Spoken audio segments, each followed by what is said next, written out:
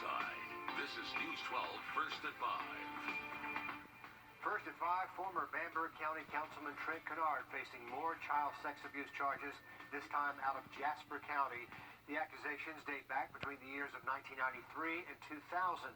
The warrants accuse Kennard of sexual assault against 3 different children, one who is 14 years old or younger at the time. The warrants also accuse him of possession and distribution of child pornography. Kennard is already facing child exploitation charges in Bamberg County, along with federal weapons charges. Officials at Fort Jackson near Columbia say a trainee is critically injured after getting shot before a basic training exercise there. The trainee now in a hospital being treated, but they're waiting 24 hours after contacting family to tell us more about what led up to that shooting. And all the training there will be stopped while soldiers get help coping with what happened. This news comes nearly 3 months after another trainee died at Fort Jackson during basic training. Also today, it's been a hot-button issue in North Augusta for years. Where to build a new fire station and when. Well, that project took a big step forward today, finally breaking ground. Our Brady Trapman live for us off West Martintown Road, where things are starting to happen. Brady. Yeah, Richard, it's a bit strange to see this property bulldozed like this. For nearly 8 years, North Augusta debated over where they were going to put the new fire station. As we know, right around the corner is our building, and they were looking at the Flight 7 Gables property, which is just right across the street. They had made a decision on that, and then they eventually changed after some pushback, and then finally settling after another year on this property. So this is what the new fire station will look like. Should be seeing those images on your screen right now. A similar model to North Augusta's fire station number 3, according to city officials. And the budget for this project is about $3.8 million. Now, it will house the city's ladder trucks, and the city says it will be state-of-the-art. But over the years, as we mentioned, this project has been controversial. Many who live around here say it will be too loud and too dangerous with busy Martintown Road nearby. Now, the city says it's worked with those in the neighborhood and plans to add noise buffers. And Public Safety Chief John Thomas says they'll be good neighbors. Gives us more of a centralized location. Here, we're able to get to those areas we need to get to. We've got some new and innovative ways to do firefighting now, and so that just helps us tremendously. I spoke with several people across this neighborhood, and they all said it's basically is what it is. The situation is already taken care of, and obviously ground has been broken, so they can't change too much. So they're going to be supportive, and they're going to work with public safety to make this the best addition to the community. More on this on News 12 at 6 o'clock. Also interesting, the abandoned home that used to be there burned down, making way for a future fire station. Brady Trapman reporting there from North Augusta. Thanks, Brady. Today, AU Health responding after announcing yesterday the hospital lost $20 million during the pandemic. AU Health CEO Katrina Kiefer says the losses are because of the delay in elective surgeries, along with additional expenses over the first quarter. But it's not all bad news. She says the hospital did earn $8 million in revenue over the past difficult year. Good news from South Carolina DHEC. Officials are opening up a new line to call to schedule your vaccine on the South Carolina side, and that's the number on the screen, 866-365-8110. They're also increasing up to 300 workers to be operators. DHEC also confirming today a 17-year-old in the upstate is dead from multiple inflammatory syndrome. That's a syndrome in children which comes from COVID. It is the first death of its kind reported to DHEC. Meanwhile, South Carolina COVID cases continue rising with more than 3,000 new cases today. The state also reporting just under 40 new deaths. The percent positivity rate continues to be a concern, hovering at 25%. For context, the CDC is alarmed by any percentage above 10%. Deaths in Georgia from COVID remain high, with more than 100 deaths for the 4th straight day. The state also reporting just under 5,000 new cases today. In Richmond County, the death rate per 100,000 is just under 140. In Columbia County, the rate is per 100,000 people just under, that rate is just under 75. And by comparison, Gwinnett County, with nearly 1 million people, has a death rate of just above 71. So our local numbers are still high. First at 5, a house badly damaged after this fire in Langley. It started just before 2 o'clock in the afternoon on Firefly Way near the American Concrete Plant in Aiken County. You can see how much smoke there was in the area. We're waiting for more details in this, but our crews on the scene say the fire is out now. They are looking for hot spots this afternoon, but we'll keep you updated as crews wrap up work there. Let's have a live look now from our Grovetown camera. Crystal blue skies as we head into a weekend. It sounds like Saturday's not going to be bad either. Yeah, not too bad for us tomorrow, but by Sunday, those rain chances will be going up. So take advantage of the beautiful weather out there today.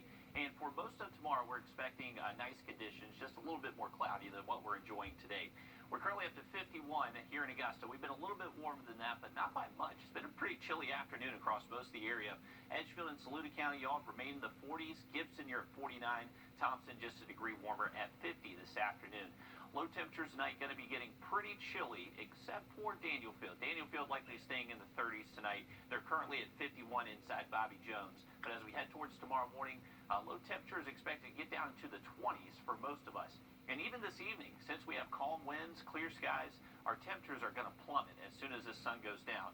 So by 8 p.m., we're already into the upper 30s. Then late tonight and towards daybreak Saturday morning, those lows will most likely be into the upper 20s for many of us. So bundle up for any early morning plans. Danielfield is likely going to be the only spot that stays in the 30s overnight tonight and early tomorrow morning. So that'll be for areas inside Bobby Jones. Have a look at some rain moving in by Sunday coming up in that full forecast. Richard? Thank you, Riley. Richmond County Sheriff's Office asking for your help finding a missing teenager. This is 15-year-old Wrdw Thomas, last seen yesterday in a mobile home community off Emory Hills Drive in Augusta. That's over near Glen Hills Middle School. She could still be wearing a blue letter jacket with a yellow R on the front. If you know anything, call the number there on your screen. Richmond County deputies looking for this 18-year-old. They say Corbin Jackson brought a gun to Westside High School yesterday just before 3 in the afternoon. He's suspected of criminal trespassing and possessing a gun on school property. Deputies considered him armed and dangerous. Contact Richmond County Sheriff's Office if you have any information about him. Also today, police in Wadley need your help finding an 80-year-old man, Frank Johnson, last seen January 19th at his home in Wadley, about an hour south of Augusta. Officials are asking you to post on social media, share the story, spread the word. He suffers from both dementia and diabetes, and he likely does not have the medication he needs. Augusta Mayor Hardy Davis hosting another day. A Georgia clinic now suspended after they chose to vaccinate about 170 teachers. Jessica Savage explains why the clinic says it was all a misunderstanding. The Georgia Department of Public Health has agreements with vaccine providers across the state. It essentially says that they will follow the state's COVID-19 vaccination program. But if DPH determines a provider has violated that agreement, such as vaccinating people who are not currently eligible under the state's plan, then it can rescind the agreement, effectively cutting off vaccine shipments to that provider. That's exactly what happened to the Medical Center of Elberton in North Georgia. On Tuesday, DPH suspended the center for 6 months from its COVID-19 vaccination program. According to the Department of Public Health, the state made the decision after it confirmed several people who work in the Elbert County School District received the vaccine outside of the Phase 1A Plus criteria. Phase 1A Plus allows for healthcare workers, nursing home staff, and residents, those over 65, and their caregiver and law enforcement. It does not include teachers. The medical center says it vaccinated about 170 teachers. DPH says that it was able to confirm some of those individuals were not eligible after it reviewed vaccine records on file with the state's immunization registry known as GRITS. Today, I talked with a spokeswoman from the medical center who says that they are appealing that suspension, and she explained why the state says those teachers didn't meet the 1A plus criteria. They say that they are not considered essential workers, and early on, we did perceive them as essential workers. It's not that we disagree. They were very vague early on, and so that's how we interpreted those guidelines. We want to point out that essential workers are included in the next phase, Phase 1B of the state's plan. However, many rural public schools in Georgia have remained open for face-to-face learning throughout the pandemic. And DPH says that clinic can use the rest of the doses they have left on patients. They can vaccinate new patients or use the remaining doses on people waiting for their second dose. Also today, Lowcountry deputies giving a police escort to a team of cyclists early this morning. Their mission, delivering wreaths to 3 police stations, honoring the lives of these 3 fallen officers in South Carolina. From left to right, the officers are Jacob Hauncher, Lance Corporal Melton Gore, and Police Sergeant Gordon Best. The cyclists completed a 92-mile trip, some of which they rode with escorts nearby. 4 South Carolina lawyers will be defending former President Trump in his upcoming impeachment trial, but why them and not some other big-name lawyers from D.C. or New York? State House reporter Adam Mintzer joining us now live from Columbia. So, Adam, why these 4?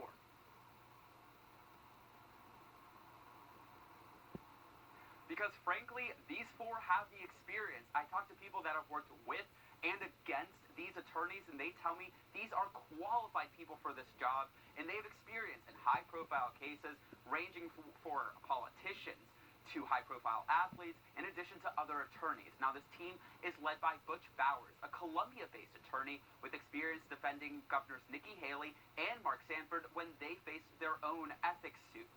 But I asked one of their colleagues today, and I really wanted to know the details on this, and I asked, what do you think is the reason these were chosen? This is what he told me. The fear of the big firms getting involved in this case and the impact on their business has kept a lot of people away. So this is a unique pick, but I think a good pick. I also think that all 4 of these lawyers are strong enough that if someone tries to force them to do something they don't believe in, they withdraw. Each of these attorneys has worked with people on both sides of the aisle over the course of long careers. They've earned the respect of people on both sides.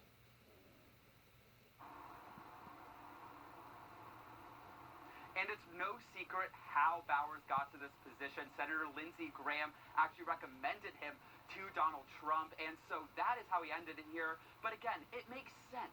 Not only are these experienced lawyers, they are also in private practice, so no worries about big corporations worried about the attachments to former President Donald Trump, and also they have strong South Carolina ties.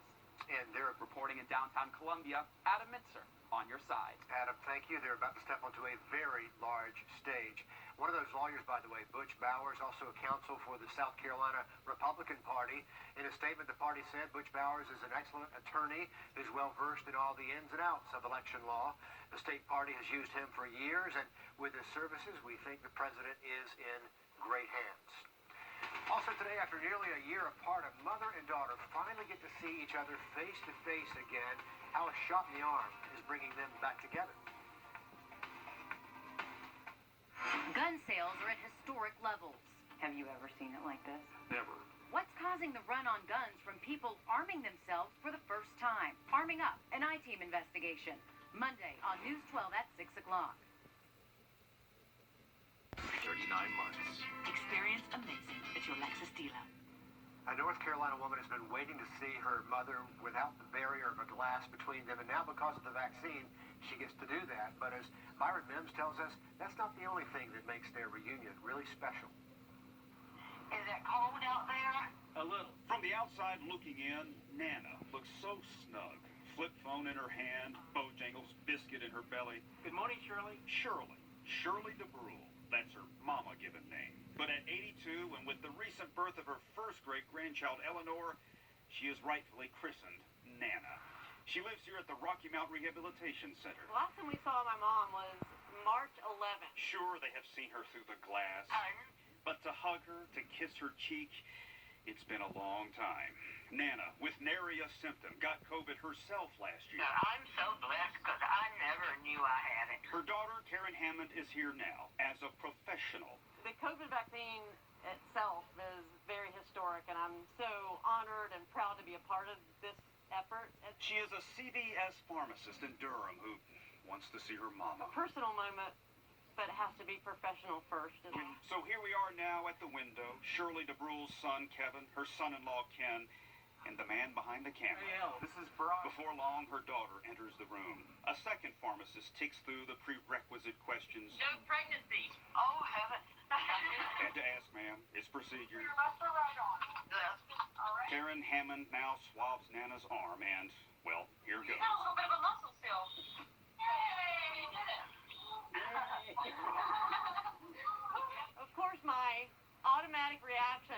to hug her. Alas, no hug allowed. If only the vaccine could pause time. So good to be there and not long enough. Time to go. Work to do. I love my Bojangles Christmas. Oh, you got From the inside looking out, Nana extends her I love yous. Just wish I could hug you. We wish we could too, Nana. We wish we could too. I love y'all so much. And we will be looking for Nana at a Bojangles drive-thru soon. Glad she was able to get that vaccine from her daughter. How special is that? Let's have a look outside now, checking our camera over in Aiken. And it's a beautiful afternoon as we head into the weekend. But Riley, it's going to be a cold night. It definitely is, Richard. We are expecting another cold night with many of us waking up into the 20s once again. We are expecting to at least get down to freezing for areas inside the metro as well. So definitely going to need that coat early on tomorrow morning. Here's a current look over Aiken County. Bluebird skies with us, and we are expecting to stay clear tonight. That's what's going to help aid us to cool down very quickly as soon as the sun goes down. Many of us are already cooling off into the 40s, 46 in Edgefield and Saluda. Up towards the lake, they're currently at 49. A little bit warmer for us here around the metro. We are sitting in the low 50s. 51 across the board through Evans, Danielfield, and all the way at Bushfield as well. Now, as soon as the sun goes down, our temperatures are going to be dropping very quickly. We're likely going to stay in the low 30s by early tomorrow morning for places around the metro inside Bobby Jones, but for areas outside the metro, you're expecting to see a very cold start tomorrow morning, most likely into the mid to upper 20s. High pressure kept us quiet today and still sitting to our north, but that is just going to be gradually moving east, and then we're going to bring in our next system, bringing some rain and snow across the Rockies currently. That's the system that's expected to bring us rain by Sunday. But staying clear through this evening and tonight. Just bundle up if you plan on stepping out this evening. Tomorrow morning, we're expected to wake up below freezing across most of the area. As we head throughout the day, we'll just gradually see this cloud cover build. But we are expected to stay dry through Saturday, so outdoor plans tomorrow look good to go. Just going to be a little bit cloudy towards the afternoon. Rain chances will be going up by daybreak Sunday, so if you're heading out to those early services Sunday morning, we are expecting rain to be moving through, and it doesn't really matter if you wait till the late service either. Those rain chances looking pretty high through midday and at least through the afternoon. As we head through Sunday evening and Sunday night, that front gradually moves east of us. We could see a few showers linger into Monday, but overall not anticipating widespread rain by Monday. Those rain totals haven't changed all too much the past few days, really anticipating anywhere from a quarter, maybe up to a half inch in some places, and can't even rule out a few places getting a little bit more than that, but this will be manageable rain. Not expecting too much in the way of storms or flooding, anything like that. This looks to be fairly minor for us. Just a breezy conditions expected to linger into Monday, but sunny again by Tuesday. Those temps look to get warm again by later next week. Riley, thanks a lot. Learning in the pandemic, we know it's difficult, but some new technology in the classroom may give students a better shot at success.